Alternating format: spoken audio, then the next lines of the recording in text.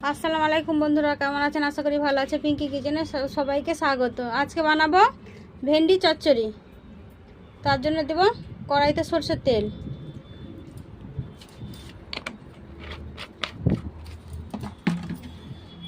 দেবো পেঁয়াজ কুচি,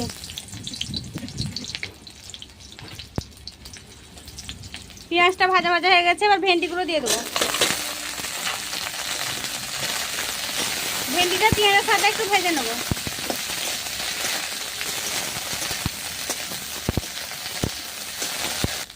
ভেন্ডিটা ভালো করে পেঁয়াজের সাথে লাল লাল করে ভেজে নিয়েছি।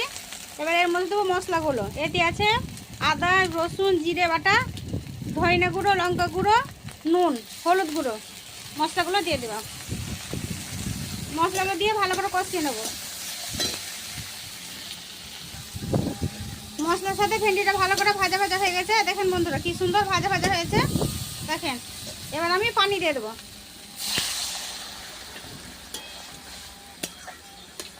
এবার সেদ্ধ হওয়ার জন্য পানি দিয়ে দিলাম।